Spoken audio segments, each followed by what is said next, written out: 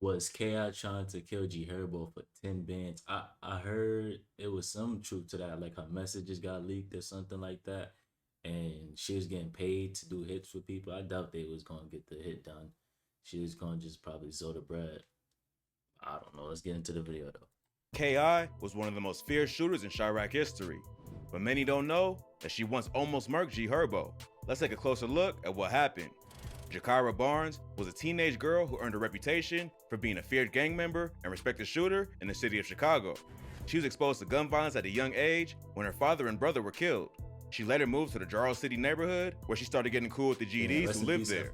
One of those GDs was Tuka, who was from the STL EBT set and lived in the area. KI and Tuka formed a close relationship, and she would start getting close with other dudes in the neighborhood from Jarrell City and STL EBT. So, when Tuka was killed in January 2011, KI was heartbroken. But this only made her turn up and go harder in the streets. Tuka was allegedly killed by the BDs in retaliation for the 2009 murder of a dude named Edric Walker. So, KI directed her rage at BD sets like 600 and Wick City, which would later become O Block. KI would later get revenge in August of 2011 after she and FBG Butter caught a BD named OD Perry lacking while riding his bike. KI and Butter were out looking for ops because it was Tuka's birthday. They were near the 400 block of East 64th Street when they saw OD ride past on his bike. So, they both started shooting at him. OD would be killed in the shooting, and many have alleged that KI was the one who pulled the trigger. OD was a well-respected and high-ranking member of the BDs, and it came as a shock to many that he had been killed by a girl. After OD was killed, the BDs in Wick City started going by the name O Block and vowed to get revenge on STL EBT, who were now going by the name Tukaville.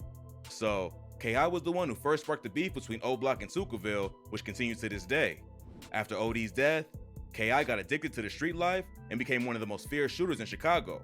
It's even been rumored that she started training younger kids in the area on how to rob and do drills like her.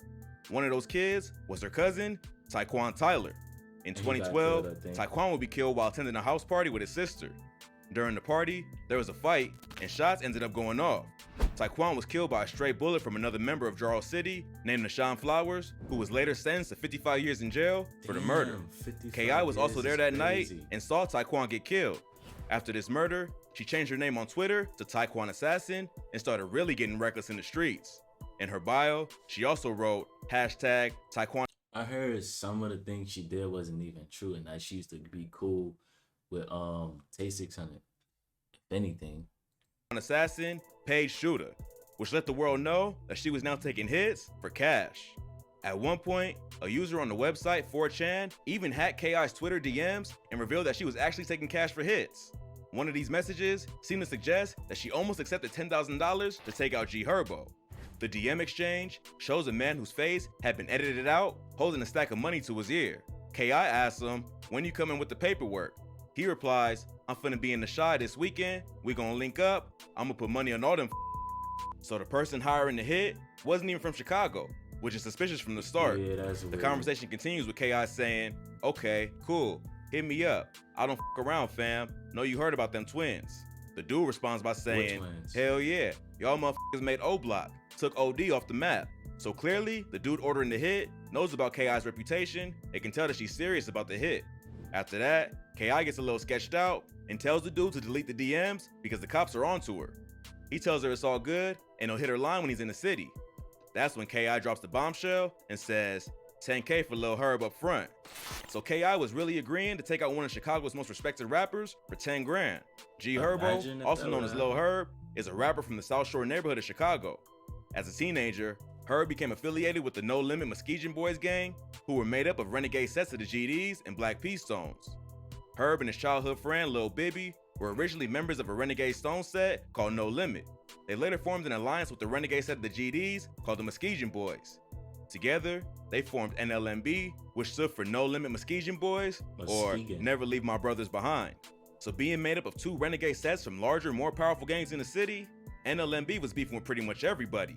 Their main ops were Lakeside, KTS, Black Mob, No Limit, Death Row, and many others. But they were not known to beef with STL EBT. NLMB is based on the east side, and STL is based on the south side. So they never had any real reason to beef.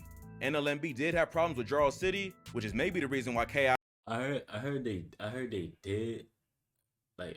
did beef because Lil Bibby ran from Lil J or something like that in like 2014 or something like that. I heard he ran from Lil J. I was willing to do the hit on G Herbo, but it doesn't explain who was behind the messages. Before blowing up as a rapper, Herb had a lot of enemies in the streets. His main beef was with a GD set called KTS, which had two popular rappers, KTS Von and KTS Dre. The beef between NLMB and KTS goes way back to 2008 with the murder of a dude named Lil Pez. Lil Pez was affiliated with members of KTS, and he was allegedly killed by a member of NLMB, so they've been at war ever since. The dude behind the hit may have been affiliated with one of Herb's ops, like KTS. But the fact that he said he was only going to be in the Shy for the weekend makes it seem like he was from out of town. Plus, if he was gang affiliated, he should be able to do the hit himself. G Herbo and Lil Bibby first started to blow up in August 2012 with the track Kill Shit. The conversation between K.I. and this mystery man likely would have taken place right around the time that Herb was building a buzz in the music industry.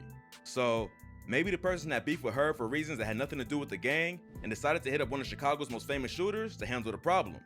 Another popular theory is that the guy was just trolling, but K.I. was dead serious. Or maybe he was serious and just didn't have the 10 grand K.I. was charging.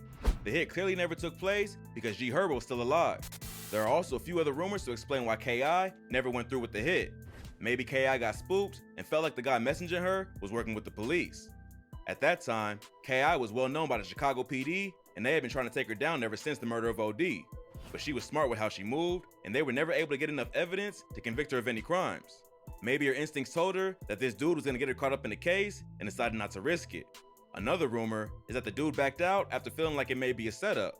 K.I. was known to rob people, so it wouldn't be surprising if she decided to convince this dude that she was gonna do the hit for 10K, only to have the boys from STL waiting to take his cash and run. Or maybe the plan was still in motion when K.I. was killed.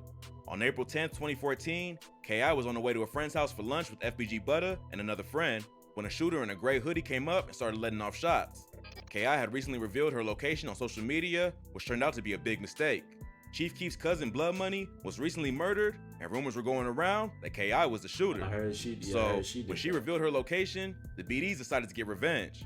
K.I. was shot 9 times in the neck, jaw, and chest, and was later pronounced dead at just 17 years old. The rumors are that it was a group from O Block who planned the hit. What's crazy is, I don't know how true this is, but it's somebody from O Block named J Hood that said King Von and T-Roy did that to Blood Money. I don't know how true that is. And it was King Von who fired the kill shot. Chicago police later leaked paperwork that confirmed Von was the primary suspect in the investigation, but the DA refused to take the case due to lack of evidence. In just a few short years, K.I. earned a reputation as one of the most respected gang members in the city.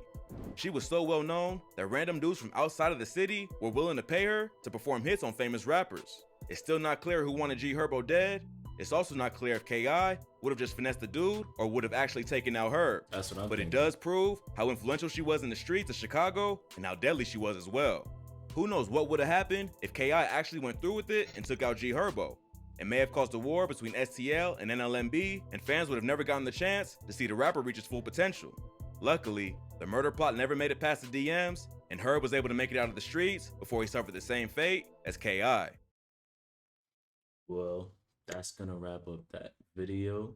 I think it's over exaggerated just because she's a girl, so people wanna make it seem more than what it was. But I'm gonna catch you on the next video. Thank you if you stayed to the end and follow all my social media.